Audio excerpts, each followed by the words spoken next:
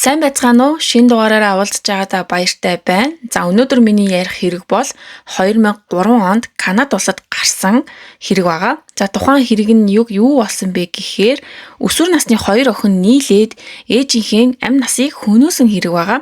За энэхүү хэргийг гарах үед тухайн үед хэрэгт холбогдсон болон хэргийг үйлдсэн этгээдүүд бүгд насанд хүрээгүй хүүхдүүд байсан учраас тухайн хувь хүний мэдээлэл болон нэрийг нууцлсан. Тийм ч учраас энэ хэрэгтэй холбоотой зарим нэгэн нарийн ширийн хувь хүний гэр бүлийнх нь мэдээлэл болон нэр зураг байхгүй байгаа шүү. За ингээд хэрэгтэй орцгоо.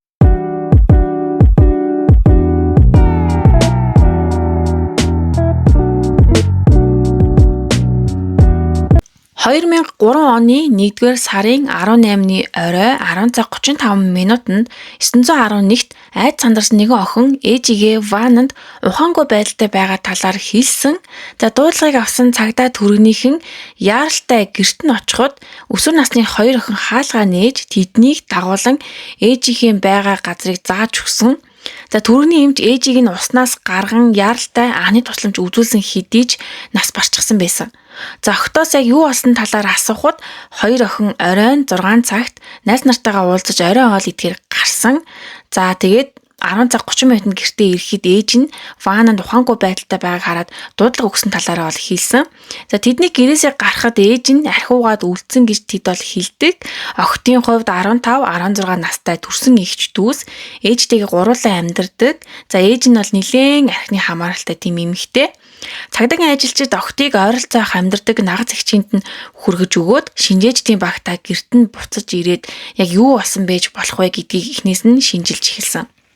Учир нь насанд хүрсэн хүн гинийхээ вананд живнэ гэдэг бол маш ховор тохиолдол бараг л байж боломгүй. Тийм ч учраас гэрийг нь битүүмжлэн сайтар шалгах хэрэгтэй. Гэр доторх байдал ерөнхийдөө хэвийн, харин будингийн урд кофений ширээн дээр хоосон архивиноны шил, ариун цэврийн өрөөнд ч гэсэн мөн архины шил хундаг байсан. Ээжийнх нь амнаас бага зэргийн шингэн зүйл гарчихсан нь живсэн, усанд осолцсон хүнээс гардаг хэвийн зүйл юм байна. За бид нь ямар нэгэн тэмцэлсэн уул мөр байгаагүй. За түргэн болон цагдаа нарын эхний үйлдэлгээр согтуугаар усанд осолдож амь насаа алдсан гэж дүгнэн хэргийг хаах гэж ятал цагдаагийнханд с сэжиг бүхий мэдээлэл ирсэн. За уг мэдээллийг өгсөн хүн нь охидын найз олох нэгэн хүү байсан. Тэр хэлэхдээ охид болон өөрийнх нь гэр бүл эртний танил багаасаа ойр дотн нөхөрлөж өссөн. За охидын эгч нь хүүд ээжигээ дүүтэйгээ нийлж алсан гэж хэлсэн тухайг бүр онгөрч тоглоом нарга болгож ярьж байсныг бол хүү ихэндээ тоглож яана гэж бодсон ч нэг л биш санагдаж цагдаад ханддаг. Энэхүү мэдээллийг авсан мөрдөгчд охидыг ээжигээ нас орсны дараа хит тайван худлаагаасаа гашуудаж бомит дүр эсгэж тийм хүүтэн дүр төрхтэй байсныг санаж ээжигээ алдсан хүүхдүүд гэхэд хэвийн бус сэжиг төрүүлэхэд зан авир гэж дүгнэн цааш нь шалгахаар бас. Мөрдөн байцаагчид эхлээд хүүг үнэхээр үнэн ярьж байгаа эсхийг бол шалгасан. За тэр компьютерыг нь хурааж авч огттой бичсэн мессежүүдийг нь л үзэхэд тэд үнэхээр ээжигээ алсан. Одоо л чөлөөтэй амьдарч чадхаар боллоо гэх зэрэг зүйлсийг биччихсэн.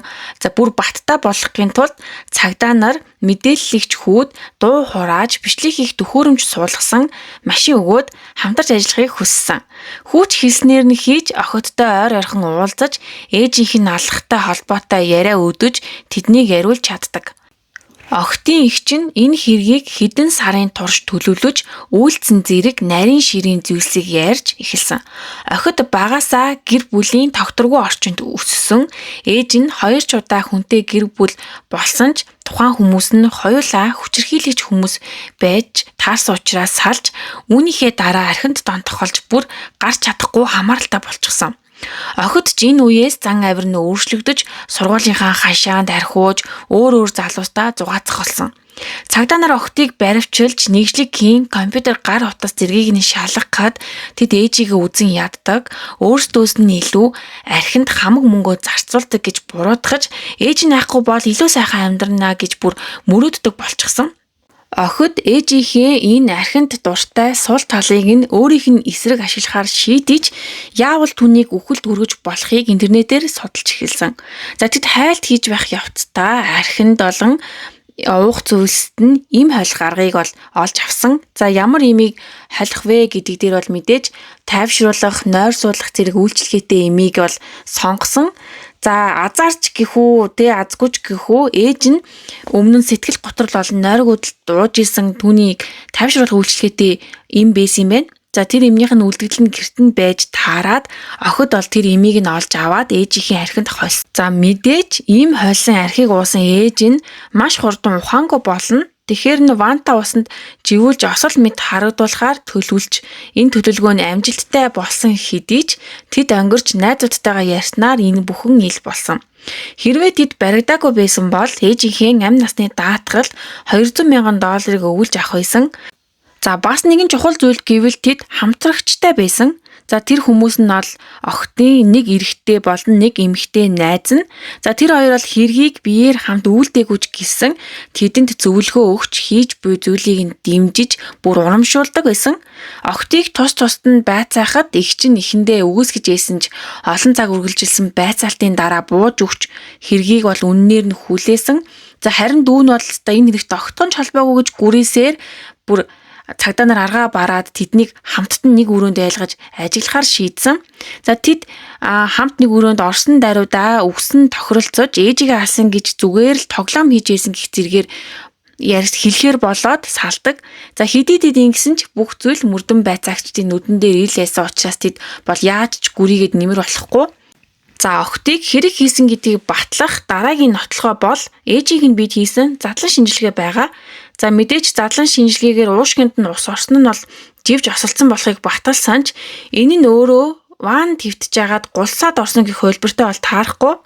Хэрвээ тэгсэн бол гараараа тэмцсэн уул мөр мөн ус цалгисан шинж тэмдэг үлдэх ёстой ч тийм зүйл огт байгаагүй. За нүүр ам орчимд нь петехиал цус харуулт буюу жижиг улаан толгой үүссэн байсан. За энэ нь бол хүнийг хүчээр усанд дарж амьсгал богдуулахад нийтлэг гардаг шинж юм байна. За цусны шинжилгээгээр их хэмжээний спирт болон тайвшруулах эмийн бодис илэрсэн. За хэргийг үйлснийхээ дараа бага зэрэг цэвэрлэгээ байсан шинж тэмдэгч байсан. За энэ бүх нотлох баримт гэрчийн мэдүүлгүүд охидыг санаатай урдаас төлөвлөж хүн амины хэрэг үйлдсэн гэдгийг бол нотлох тодорхой баримттай болж чадсан. Хүн бүрийн хувьд энэ хэрэг этикэд бэрх байж боломгүй хэрэг хэдий ч тэд үнэхээр ээжигээ хүнөөсөн. За энэ мэдээлэл бол Канадын телевиз зурагтаар бол бүр цацагдаж эхлэхэд хүмүүс бол мөрдөн байцаагчдыг бол буруутгах гэсэн. Яагаад гэхээр тэд бол энэ гим зэмгүй охтууд, ээжигээ алдсан харин ч хөөрхилтэй охтууд цагдаа нар алдаа гаргасан гэж үзчихсэн ч гэсэн энэ бүх цугларсан нотлох баримт гэрчийн мэдүүлгүүд бол цагдаа нарын зөв гэдгийг ол мэдээж баталж исэн. Охидын хувьд хэрэг үлдэх хоёр шалтгаантай байж болно. За нэг нь бол гэр бүлийн хүчирхийлэл, архичин ээжээс зүхтаах хүсэл, нөгөөх нь ээжийнхээ амь насны даатгалын мөнгө. Хэрэг хийх гэж байгааг нь мэдчихсэн 3 найз нь ерөөсөө огтхон ч эцгийнхтэй энэ талаар хэлээгүй, цагдаад мэддэггүй, харин шүүх хурал дээр эгч дүүсийн эсрэг мэдүүлэг өгснөөр өөртөө бол хэрэгээс цэвэрхээ аваад гарчихсан гэсэн үг. Охидын хувьд 20 жилийн хорих ял авсан. За тэд бол насанд хүрэгчдийн шорон руу биш, за хүүхдийн шорон руу шилжсэн байгаа. За тэд 15 жил хүртэл хоригдоод хугацаанаасаа өмнө батлан даалтанд гарч болохоор тийм нөхцөлтөөгөр хоригдсан байлээ. За мэдээж хүүхдүүд байсан учраас ял нь насанд хүрсэн хүнийхээс бол хөнгөн туссан.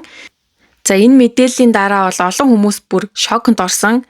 Хэдий тэд хүнд ял авч болох тийм хэрэг хийсэн ч гэсэндээ насанд хүрээгүй гэдэг шалтгаанаар юм хөнгөн ял авсанд нь дургуутсах хүмүүс ч байсан. За ингээ өнөөдрийн маань дугаарыг энэ хүртэл сонссон та нартай бүр маш их баярлалаа. Дараагийн дугаараар дахин уулзлаа. Түр баяртай.